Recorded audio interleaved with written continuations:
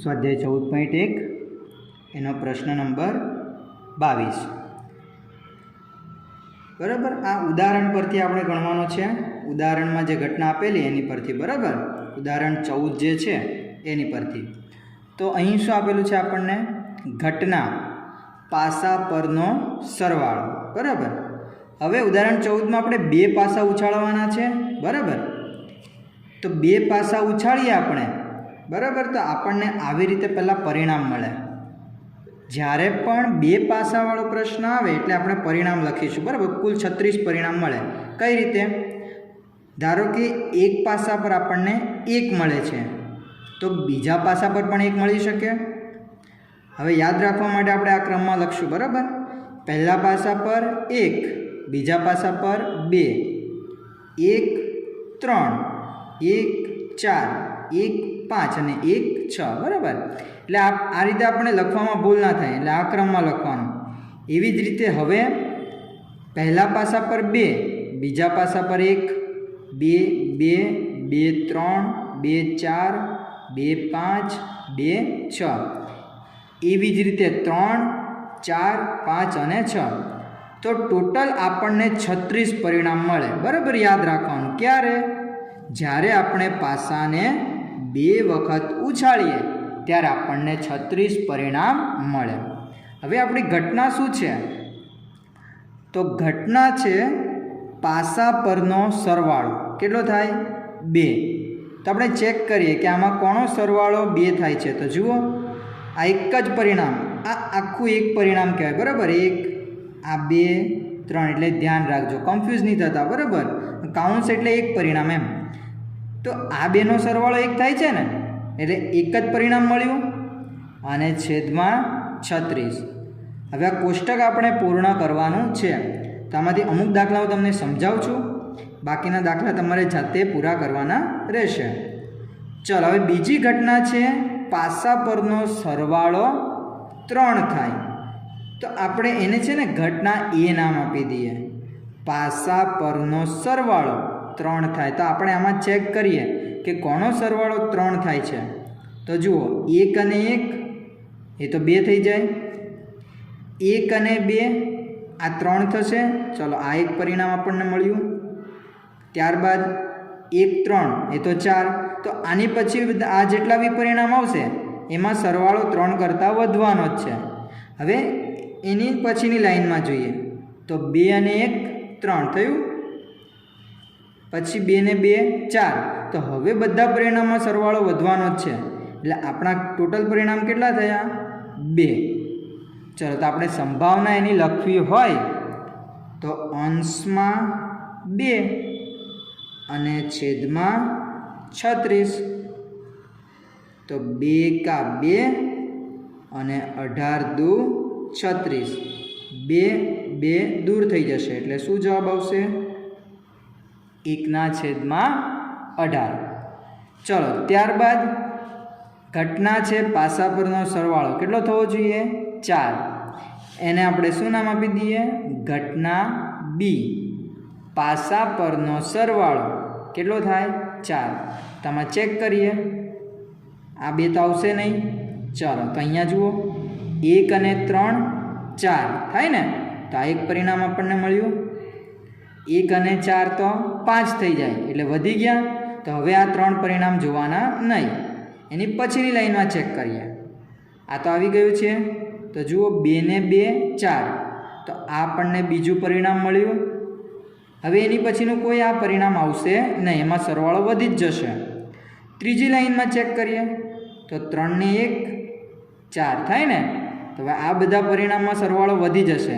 આપણે માત્ર સરવાળો 4 થવો જોઈએ, તો એક આમાંથી મળ્યું, એક આમાંથી ને એક આમાંથી।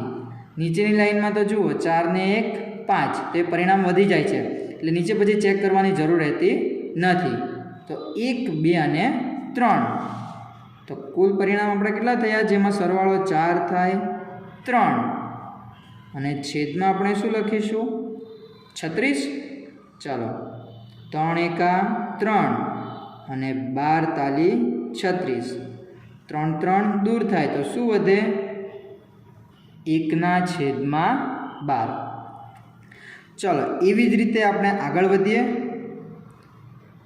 આપણી ઘટના છે પાસા પરનો સરવાળો કેટલો થવો જોઈએ? 5. એને આપણે શું નામ આપી દઈએ? ઘટના સી. પાસા પરનો સરવાળો 5 થાય. ચલો આપણે પરિણામોમાં ચેક કરીએ. તો 1 2 3 આ પરિણામ તો આવી ગયા. ચલો એની પછી જુઓ, 1 ને 4 5 થાય. તો આ એક પરિણામ થશે આપણું પહેલી લાઈનમાં. આ તો 6 થઈ જશે એટલે એને ગણવાના નહીં. હવે બીજી લાઈનમાં આ 2 તો આવી ગયા. જુઓ 2 ને 3 5 થાય ને. તો બીજી લાઈનમાં પણ 1 મળ્યું એટલે હવે એની પછીના નહીં મળે. ત્રીજી લાઈનમાં ચેક કરીએ તો 3 અને 2 પણ 5 થાય. પછી તો વધવાના જ છે એટલે જોવાની જરૂર નથી. ચોથી લાઈનમાં જુઓ 4 ને 1 5 થાય ને. બધી લાઈનમાંથી એક પરિણામ મળે છે. તો 4 પરિણામ થયા. હવે એની પછીની લાઈનમાં તો 5 ને 1 6 થઈ જાય એટલે એ ગણાશે નહીં. તો કેટલા પરિણામ થયા? 4 થયા. તો પી ઓફ સી બરાબર અંશમાં કેટલા લખીશું? 4 અને છેદમાં કેટલા લખીશું? 36. 4 એકા 4 અને 9 ચોક 36. 4 4 દૂર થઈ જાય એટલે શું જવાબ આવે? 1/9. એવી જ રીતે આ 6 7 9 10 અને 11 આ સંભાવના તમારે જાતે શોધવાની રહેશે. હવે આમાં બીજો એક પ્રશ્ન આપણને પૂછ્યો છે કે એક વિદ્યાર્થી દલીલ કરે છે કે 11 શક્ય પરિણામો 2 3 4 5 6 7 8 9 10 અને 11 અને 12 એમાંથી પ્રત્યેકની સંભાવના 1/11 છે. શું આપ દલીલ સાથે સંમત છો? તો ના, આપણે હમણાં જ ગણતરી કરી બરાબર કે ધારો કે આપણે પાસા પરનો સરવાળો જો 2 હતો તો એની સંભાવના 1/36 આવી. પણ 3 માટે 1/18 આવ્યું. ત્યારબાદ સરવાળો 4 માટે 1/12 એટલે બધા પરિણામ આપણને અલગ અલગ મળે છે. તો આપણે ના પાડીશું કારણ કે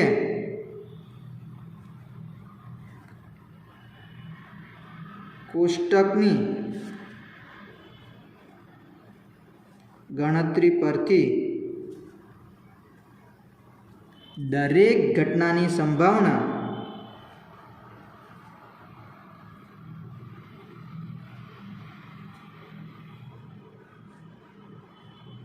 જુદી મળે છે. ખ્યાલ આવ્યો? ચાલો ત્યારબાદ પ્રશ્ન નંબર 23. એક રમતમાં 1 રૂપિયાના સિક્કાને 3 વાર ઉછાળવાનો છે અને તેના પરિણામ દરેક વખતે નોંધવાના છે. જો તમામ વખત ઉછાળતા સરખું પરિણામ મળે એટલે કે 3 છાપ અથવા 3 કાંટા મળે તો હનીફ રમત જીતી જાય છે, અન્યથા હારે છે. તો હનીફ રમત હારે તેની સંભાવનાની ગણતરી કરો. ચલો સૌથી પહેલાં તો આપણે સિક્કો 3 વાર ઉછાળીએ તો કેટલા પરિણામ મળ્યા એ સમજીએ બરાબર. ધારો કે સિક્કો 3 વખત ઉછાળીએ છીએ તો પહેલાં એચ એટલે છાપ મળે છે, બીજી વાર પણ છાપ મળે છે અને ત્રીજી વાર પણ. આ એક પરિણામ છે બરાબર. 3 વખત છાપ મળી શકે ને. હવે ધારો કે પહેલી વખત છાપ મળે છે, બીજી વખત પણ છાપ મળે છે, પણ ત્રીજી વખત શું મળે છે? કાંટો મળે છે. ચલો આવું પણ પરિણામ બની શકે. હવે યાદ કઈ રીતે રાખીશું? પહેલાં 3 એચ લીધા આપણે, હવે બીજા છેલ્લો શું લીધો? ટી. તો આ ટીની આપણે જગ્યા બદલતા જઈએ. આ વખતે ટીને વચ્ચે લઈએ એટલે કયું પરિણામ મળે? H T H. હવે ટીને આપણે પહેલાં લઈ લઈએ એટલે ટી એચ એચ બરાબર. હવે ટીને આપણે ગોઠવવા માટે જગ્યા નથી બરાબર. છેલ્લે વચ્ચે અને પહેલે આવી ગયું. ચલો એટલે આ ટીના પરિણામ થયા. ટીને આપણે ગોઠવ્યો આ યાદ રાખવા માટે બરાબર. ચલો હવે ધારો કે 3 વખત ટી મળે છે. T T T. સેમ ઉપરની રીતે પ્રમાણે જ પહેલાં 2 વાર ટી એટલે કાંટો, પણ છેલ્લે છાપ. હવે છાપને આપણે ગોઠવતા જઈએ. હવે ટી HT અને HTT. એટલે આપણને 8 પરિણામ મળે, યાદ રાખવાના, બરાબર. અને આ ક્રમ તમે યાદ રાખશો, ખૂબ જ સહેલો ક્રમ છે, બરાબર. પહેલાં 3H, પછી છેલ્લે T, વચ્ચે T અને પહેલાં T. હવે 3 વખત T અને એમ Hને ગોઠવવાના છેલ્લે, વચ્ચે અને પહેલે, એટલે 8 પરિણામ તમને યાદ રહી જાય. આ રીતે જ યાદ રાખવાના, બરાબર. હવે આપણો પ્રશ્ન છે, હનીફ રમત હારે છે. તો હનીફ રમત ક્યારે હારે છે? 3 પરિણામ સરખા આવતા નથી ત્યારે, બરાબર ને.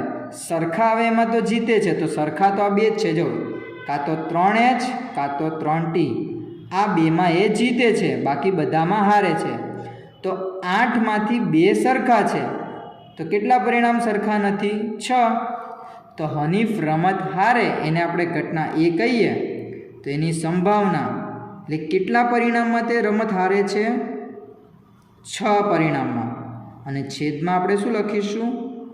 કુલ પરિણામ 2 તાલી 6 અને 2 ચોક 8, 2 દૂર થઈ જાય, તો શું વધે? 3/4. આ રમત હારે તેની સંભાવના છે. તો તમારે જાતે રમત જીતે તેની સંભાવના તમારે જાતે શોધવાની છે. એટલે પ્રશ્નમાં પૂછ્યું નથી, બરાબર, પણ આપણે પ્રેક્ટિસ માટે તમારે એની પણ સંભાવના શોધવાની, રમત જીતે તેની. ચાલો, ત્યારબાદ પ્રશ્ન નંબર 24. પાસાને 2 વખત ઉછાળવામાં આવે છે, તો ઘટના A એક પણ વખત ઉપરના પૃષ્ઠ પર 5 મળે નહીં. હવે હમણાં જ આપણે પ્રશ્ન જોયો, બરાબર, 22મો પ્રશ્ન, એમાં આપણે પરિણામ લખ્યા હતા કે પાસો ઉછાળતા આપણને આ 36 પરિણામ મળે. તો આપણે શું લેવાનું છે? પહેલી ઘટના, એક પણ વખત ઉપરના પૃષ્ઠ પર 5 મળે નહીં. તો જેટલા પણ 5 વાળા પરિણામ છે એને આપણે કેન્સલ કરવાના છે, બરાબર. ધ્યાન આપજો. તો કેટલામાં 5 મળે છે એ આપણે જોઈએ.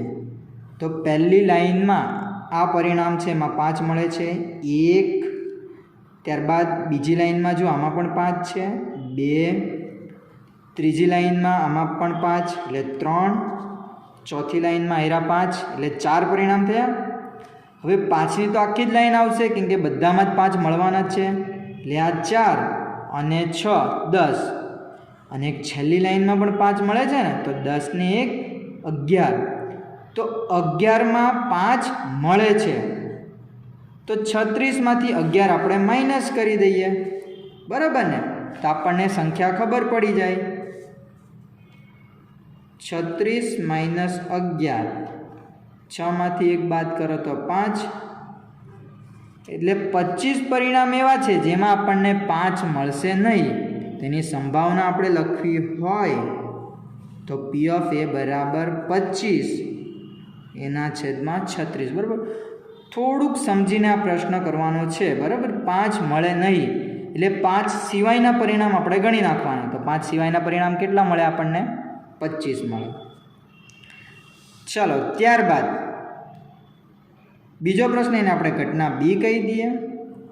ઓછામાં ઓછી એકવાર 5 મળે તેની સંભાવના.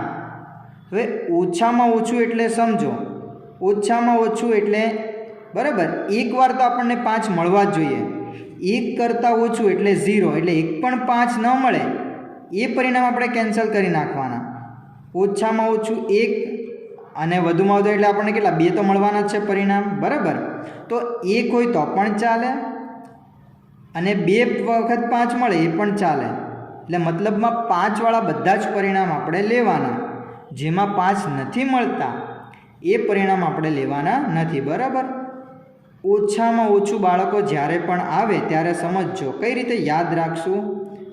તો ઓછામાં ઓછું, માની લો ઓછામાં ઓછું 1 આપણને કીધો છે, તો 1 વખત 5 આવતો હોય એ પરિણામ આપણે લેવાના. હવે 1 કરતાં ઓછું શું થાય? 0. તો જેમાં 1 પણ 5 ન આવતા હોય એ પરિણામ આપણે કેન્સલ કરી નાખવાના. તો ઉપરના જ પ્રશ્નમાં આપણે ગણતરી કરી, બરાબર. આપણને કેટલી વાર 5 મળ્યા હતા? 11 વખત આપણને 5 મળ્યા હતા ને, બરાબર. જુઓ ટોટલ 11 પરિણામ થાય છે, જેમાં 5 છે. 1 2 3 4 આખી લાઈન અને આ એટલે 11 વખત આપણને 5 મળે છે. એની સિવાય આપણને 5 મળતા નથી. તો આ વખતે આપણો જવાબ થશે P ઓફ B બરાબર 11/36. આ ઓછામાં ઓછાવાળું જે છે ને ખાસ યાદ રાખજો.